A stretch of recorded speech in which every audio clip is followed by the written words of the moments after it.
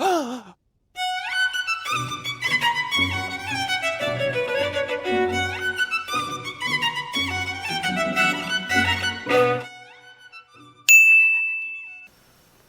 a todos y bienvenidos a este nuevo episodio de Anátomo. El cráneo como estructura es tan complejo que es imposible explicarlo en un solo video, así que decidí hacer un segundo video. El viscerocráneo o el esqueleto facial comprende los huesos de la cara, recordemos. Estos se desarrollan principalmente del mesénquima de los arcos faringeos embrionarios, mientras que los huesos del neurocráneo, la calota, se producen mayoritariamente por osificación intramembranosa del mesénquima de la cabeza a partir de la cresta neural. Además de esto, los huesos se constituyen la base del cráneo, esta porción, mayoritariamente irregulares, pero que cumplen o presentan segmentos sustancialmente planos, como el esfenoides o los huesos temporales, representan un segmento que se conoce como el condrocráneo, ya que se desarrolla a partir de un método de osificación distinto, osificación endocondral o por más de un método de osificación. El neurocráneo presenta un techo similar a una cúpula que conocemos como la calvaria o calota, conforma la porción más superior de la bóveda craneal, y una bóveda inferior, suelo o piso, base del cráneo, que representa la porción más inferior del cráneo y que la conecta con el resto del cuerpo. Fíjense ustedes que los huesos que llamamos como planos del cráneo no son planos, son redondeados. Presentan una curvatura convexa hacia externo y cóncava hacia interno o hacia la cara interna. El neurocráneo está formado por 8 huesos y el viscerocráneo consta de 15 huesos, todos ellos mayoritariamente irregulares a excepción de la mandíbula, la única porción completamente móvil del cráneo a través de la articulación temporomandibular que veremos más adelante. Estos procesos de osificación terminan por dejar una serie de suturas o puntos que conocemos como landmarks craniométricos que quiero que veamos en especímenes reales. Vamos a verlos.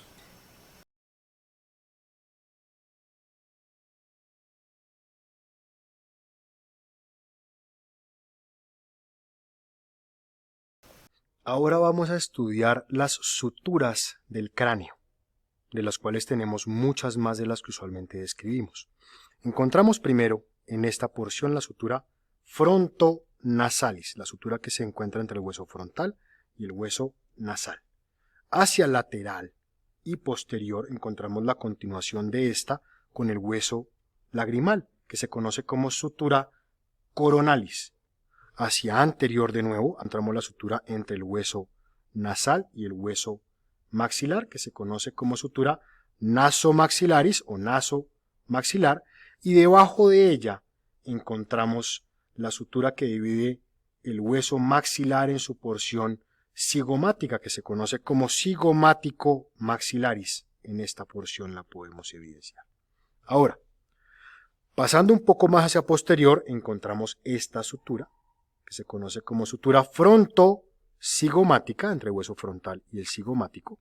Si seguimos hacia posterior, encontramos esta que se conoce como sutura coronal o sutura coronalis. Luego encontramos toda la escama del temporal y una subdivisión en medio que separa al hueso o la escama del temporal de este hueso de acá, que es el esfenoides. Esa se conoce como sutura esfenoescamosa. La porción anterior de esta línea que encontramos acá, se conoce como sutura esfenofrontal o esfenofrontalis, y luego el resto de la escama hacia posterior se conoce como sutura escamosa. Si levantamos un poco este cráneo, podremos encontrar 2 suturas más, esta y esta. Esta superior y posterior se conoce como sutura lambdoidea, que separa al hueso parietal del hueso occipital de cada lado, y luego se continúa este surco que se conoce como sutura occipitomastoidea. En este espécimen encontramos una variación anatómica bastante interesante en la porción posterior. Vean ustedes este hueso occipital dividido en 2. El hueso occipital típicamente ocuparía todo este espacio.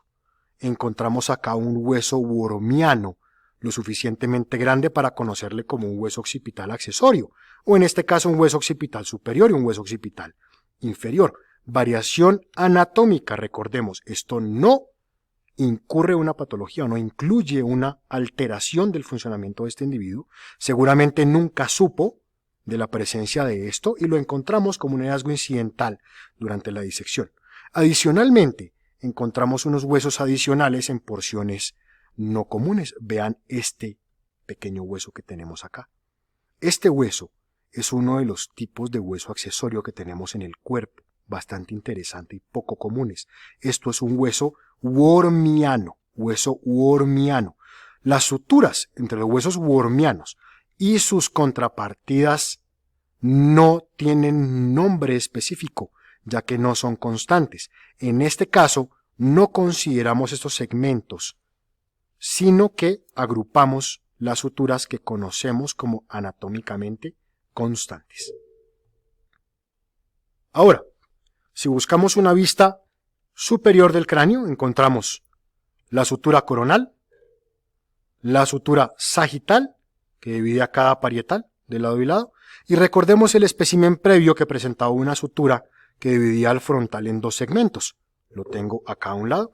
Recordemos que se conoce como sutura metópica, esta sutura que encontramos en este espécimen. Vamos a estudiar ahora los landmarks o puntos craniométricos.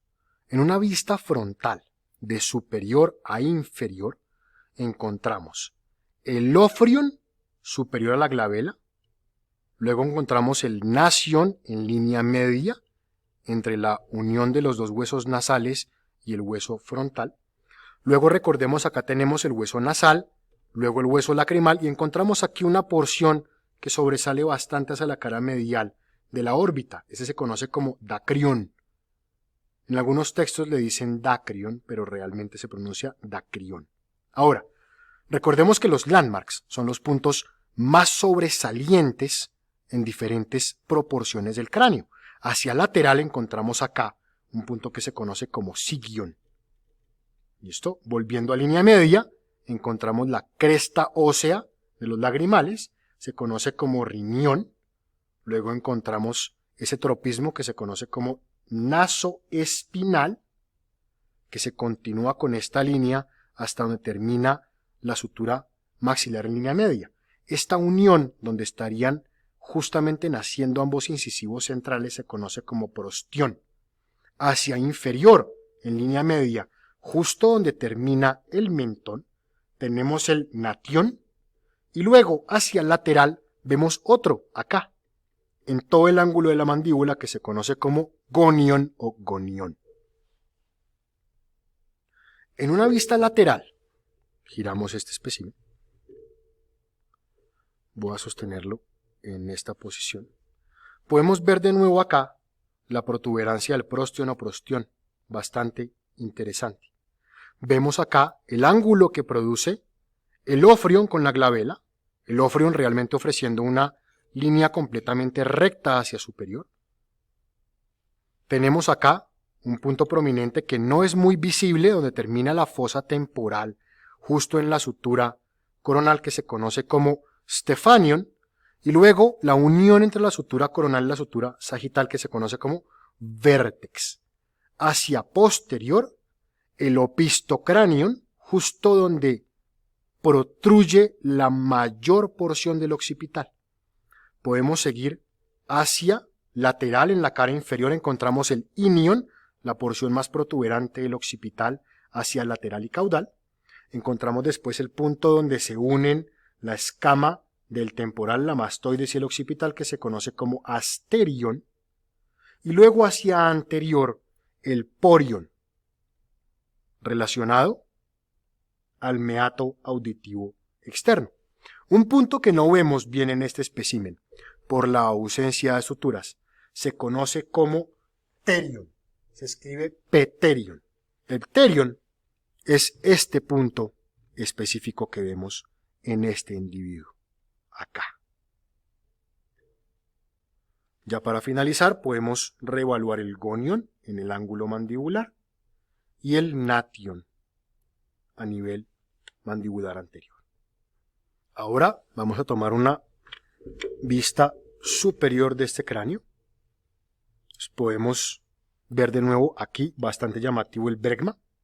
Recordemos el stephanion en este punto específico. La porción más superior del cráneo, el vértex. Luego vemos aquí, voy a inclinarlo un poco más, el punto donde se unen la sutura sagital con la sutura lambdoidea.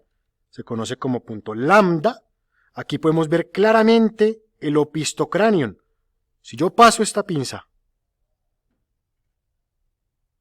¿escuchan? El punto donde toca la pinza más posterior es el opistocranion. Y encontramos acá un punto medio, que se conoce como ovelion u ovelion, la porción posterior que viene siendo la homónima del punto que vimos hacia la glabela anteriormente. Ahora vamos a buscar una vista inferior de este cráneo. Vamos a apoyarlo en esta posición. Podemos ver la cara medial y posterior del cóndilo. Nos presenta un punto de referencia interesante que se conoce como basión o basión. Y hacia posterior acá, este tropismo que vemos en la parte más posterior del foramen magno se conoce como opistión u opistion. Ahora, si seguimos este surco hasta la línea áspera, nos encontramos con el inión, justo donde termina. Nos queda pendiente evaluar un punto final, que es en el que termina el paladar óseo o los huesos palatinos, en una protuberancia medial que podemos ver acá. Este punto se conoce como staphylon. Espero hayas entendido todo. Si tienes preguntas, ponlas en los comentarios, nosotros te apoyaremos más adelante. Si te ha gustado el contenido, recuerda darle like y suscríbete a nuestro canal y dale prender notificaciones. Hasta una próxima ocasión. Chao, chao.